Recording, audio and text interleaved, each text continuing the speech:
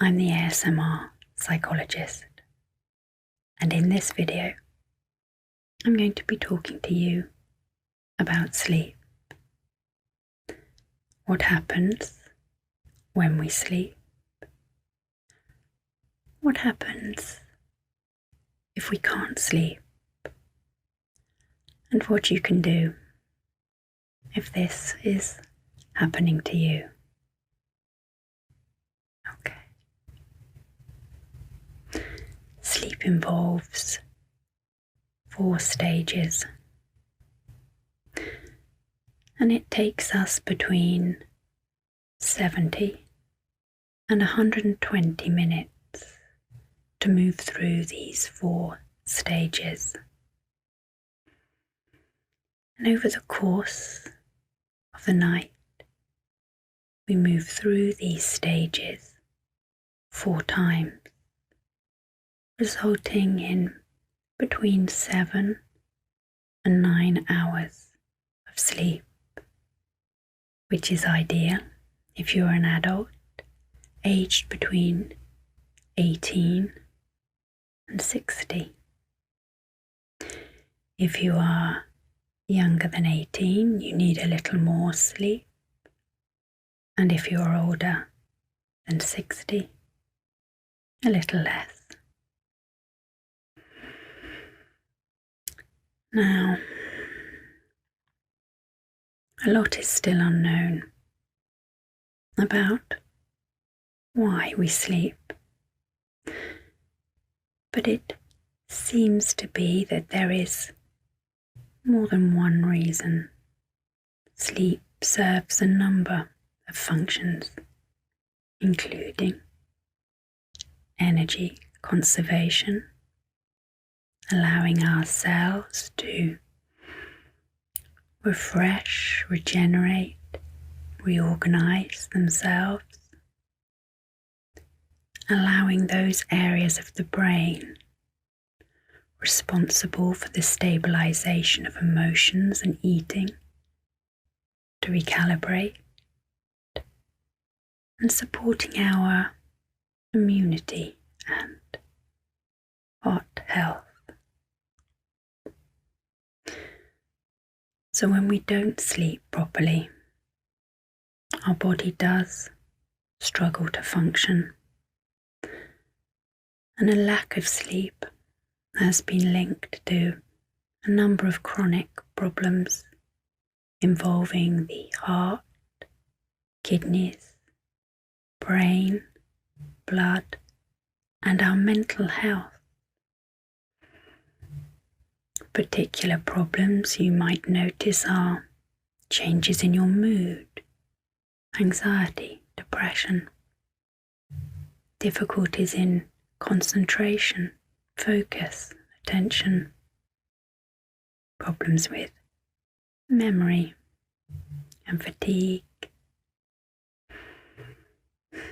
Sleep is essential to our survival, as important as food and water, which is why we spend about 1/3 of our lives asleep. So, what should you do if you're struggling to sleep? I'm going to talk you through 3 approaches, one to help you over the longer term, one to help you in the short term, and one to help you immediately. Maybe something you can try tonight. Let's begin with the longer term. Here it's important to keep in your mind that a sleep problem is an indication of another problem, an underlying problem that must be identified and addressed if you are going to experience long-term relief from your sleep difficulties. This underlying problem will be either physical or psychological and is often the case with this type of problem, begin by ruling out the physical and then turn your attention to the psychological. The most common psychological problems that underlie sleep difficulties are anxiety and depression. In terms of the short term, the best thing to do here is to set up a really good routine around your sleep. Begin by aiming to fall asleep and wake up at the same time or a similar time every day. Now, this is easier said than done, but begin with what you have the most control over, the time that you wake up and get up. Set your alarm for the same time every day. Wake up and get up at that time. And you will notice that within 10 to 14 days, you will be falling asleep at a similar time every night. The second thing is to make sure that your environment is as comfortable as it can possibly be. Make sure you're the right temperature, not too hot, not too cold. That it's nice and dark and quiet, that you're not hungry, and that you don't need the toilet. The third thing is to avoid devices, and I include the telly in this. They emit a blue light that suppresses melatonin, a hormone that is very important in the initiation of sleep and the quality of our sleep. Now, some devices do have a night shift mode where they emit a redder wavelength of light, and this is better than blue light.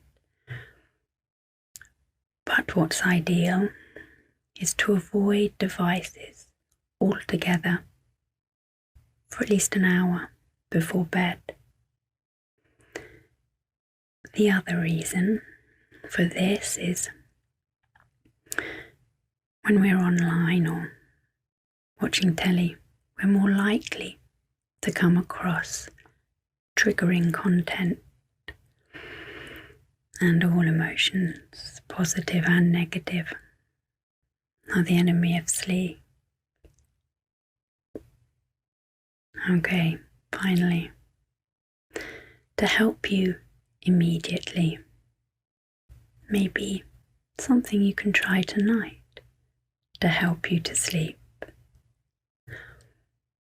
There's a phenomena called ASMR, Autonomous Sensory Meridian Response. And it's an experience that is triggered by audio-visual stimuli, and it results in a tingling sensation at the back of your neck and scalp, and it brings with it a deep sense of relaxation, positive mood, and most importantly, it induces sleep. It resembles another phenomenon referred to as frisson or musical chills experienced when music plays, and there is some overlap with mindfulness, which is a state in which we are fully present, fully engaged, not overly reactive or overwhelmed. Now, there's not a lot of clinical research looking at ASMR, so we're at the very beginning of understanding this phenomenon. Much of what we know comes from surveys that have been completed by people who experience ASMR. But the theory is that it may mimic our early experiences of being cared for. And when we're soothed, certain hormones are released that may be responsible for these sensations and the potential benefits of ASMR. These include melatonin, which was the hormone I spoke about earlier, important in the initiation and quality of sleep, and endorphins and GABA, important in relaxation and sleep. So, how do you experience ASMR? Currently, the most accessible way is on social media. There are entire YouTube channels dedicated to triggering ASMR. Now, the triggers are quite individual, and this may be linked to your early experiences of being cared for. So you may have to explore different types of videos until you find the one that works for you. But there's lots to choose from, including ASMR tutorials like this one, personal care and attention, role play, reading, methodical work where you watch someone preparing food or folding towels, eating videos, slime videos, and videos that are just sound, no talking at all, somebody gently tapping or scratching. Now, sleep problems are very, very common. 1 in 3 people in the UK are thought to experience them. But you don't need to suffer.